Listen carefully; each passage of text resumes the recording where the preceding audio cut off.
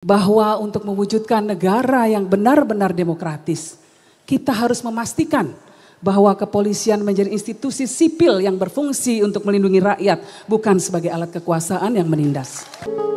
Bapak Ibu sekalian yang saya hormati, tembang ini berkisah tentang kewajiban manusia untuk mencari hakikat kehidupan.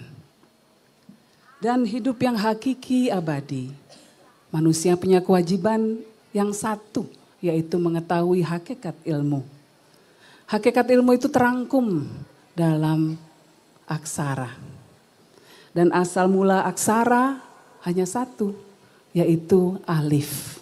Alif inilah yang menjadi petunjuk yang memuat seluruh substansi kegaiban.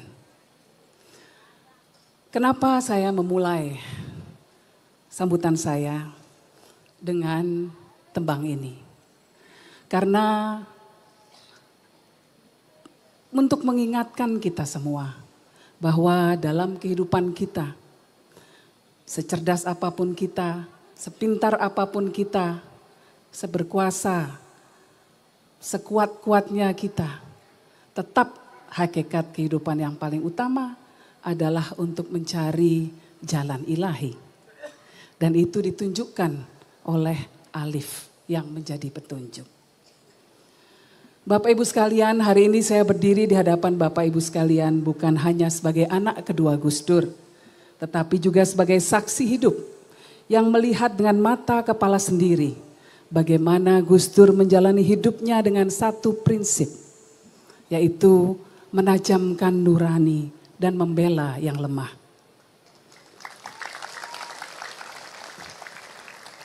Banyak dari kita yang mengenang Gus Dur sebagai sosok yang tidak bisa melihat secara fisik.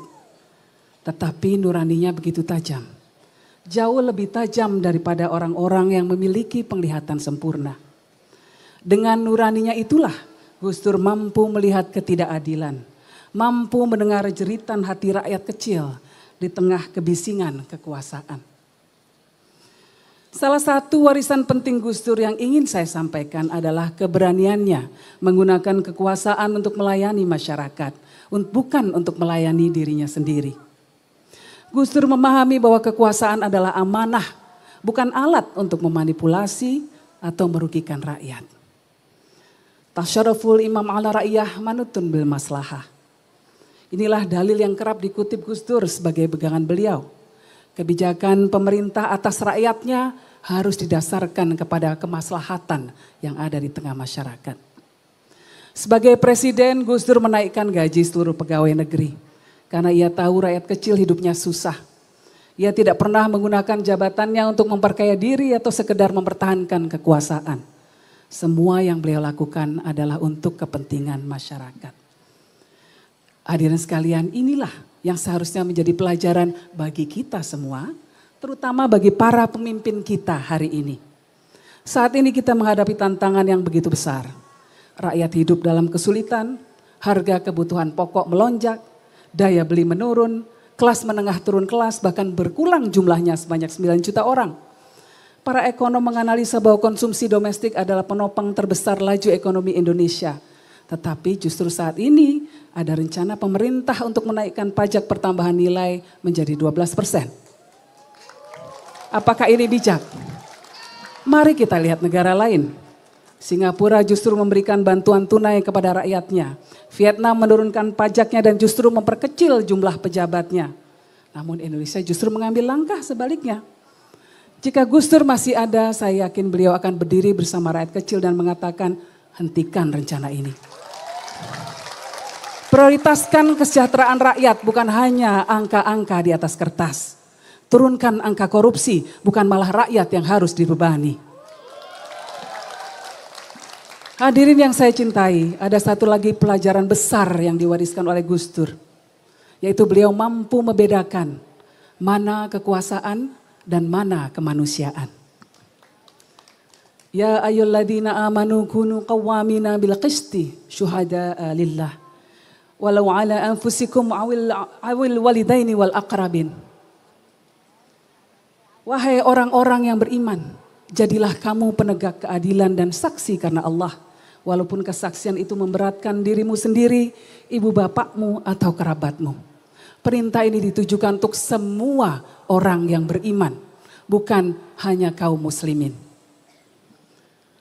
Salah satu keputusan terbesar Gus Dur untuk menegakkan demokrasi di Indonesia adalah memisahkan kepolisian dari Tentara Nasional Indonesia.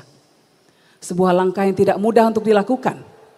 Pada masa lalu, di bawah kekuasaan Orde Baru, tentara dan polisi berada dalam satu komando yang memberikan potensi penyalahgunaan kekuasaan dan represi terhadap masyarakat. Gus Dur dengan kejernihan pikirannya memahami bahwa untuk mewujudkan negara yang benar-benar demokratis, kita harus memastikan bahwa kepolisian menjadi institusi sipil yang berfungsi untuk melindungi rakyat, bukan sebagai alat kekuasaan yang menindas. Saat ini kita memberikan acungan jempol untuk Tentara Nasional Indonesia yang telah belajar dari kesalahan di masa lalu dan telah menerapkan disiplin diri yang sangat kuat untuk tidak lagi cawe-cawe dalam politik. Bahkan Presiden Prabowo Subianto terpilih melalui mekanisme demokrasi. Tetapi fenomena sebaliknya justru terjadi pada aparat kepolisian. Polisi yang seharusnya melindungi rakyat justru menjadi ancaman di masyarakat. Gama Rizkinata, siswa SMK 4 Semarang.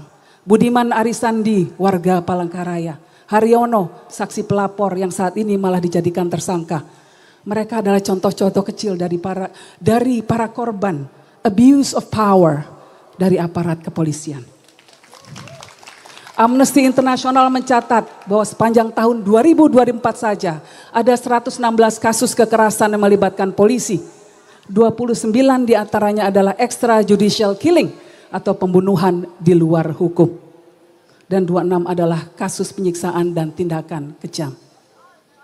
Saya ingin mengajak kita semua untuk merasakan sejenak apa yang Gus Dur rasakan. Ketika ia melihat ketidakadilan, ketika ia melihat kebrutalan, ketika ia melihat masyarakat yang terabaikan dan tertindas. Bayangkanlah sejenak bagaimana perasaan kita jika kita berada di posisi mereka yang selalu dipinggirkan, yang suaranya tidak pernah didengar. Apakah kita akan diam begitu saja? Apakah kita akan membiarkan mereka terus berada dalam kesulitan? Kita tentu tidak setuju dengan wacana polisi dikembalikan posisinya menjadi di bawah TNI atau di bawah kementerian tertentu.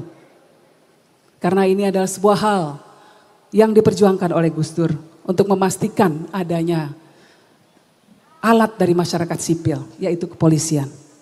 Tetapi kita juga perlu mengingatkan aparat kepolisian untuk melakukan pembenahan secara menyeluruh dalam lembaganya.